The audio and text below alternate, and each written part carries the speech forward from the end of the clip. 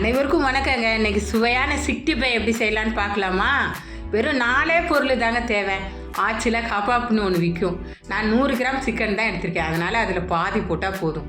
100 gram packet வாங்கினீங்கன்னா அது பாதி போட்டால் போதும். ஒரே ஒரு முட்டை, 1 ஸ்பூன் கார்ன்ஃப்ளவர் மாவு. எதுக்காக நான் அது போடுறேன்னா ஒட்டாமல் முறுமுறுன்னு வருது, அதுக்காக தான். கொஞ்சோண்டு கடலை மாவு, சரியா? 1 ஸ்பூன் மஞ்சத்தூள், எல்லாத்தையும் போட்டு உப்பு தேவையே கிடையாது. மசாலாவிலே உப்பு இருக்கும், ரொம்ப கவனமாக இருங்க. உப்பு தேவை கிடையாது, கபாப்லேயே உப்பு இருக்கும்.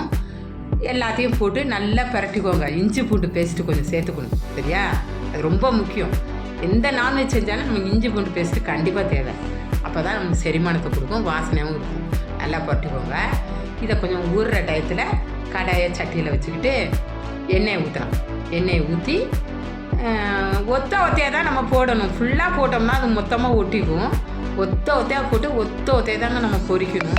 என்னோடய வீடியோ உங்களுக்கு பிடிச்சிருந்தா எனக்கு மறக்காமல் சப்ஸ்கிரைப் பண்ணுங்கள்.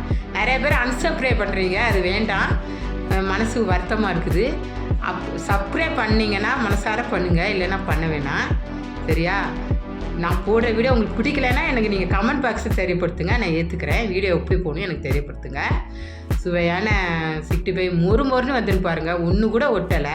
இந்த மாதிரி பொரிச்சு பழகுங்க. புதுசாக நீங்கள் பழகுறீங்கன்னா இதை நீங்கள் ஃபாலோ பண்ணிங்கன்னா சீக்கிரம் நீங்கள் சமையல் பழகிக்கலாம். ஈஸ்வரி லைஃப் ஸ்டைலில் ஃபாலோ பண்ணுங்கள். சுவையாக சமைச்சு பாருங்கள். கூடவே கொஞ்சம் கருவேப்பிலையை பொரிச்சு இப்படி கொட்டிக்கோங்க. கொஞ்சம் 2 பீஸு வெங்காயம் நறுக்கி மேலே போட்டுக்கோங்க. 2 லெமன் வச்சுக்கோங்க. பார்க்க அழகாகவும் இருக்கும், சுவையாக இருக்கும். நன்றி.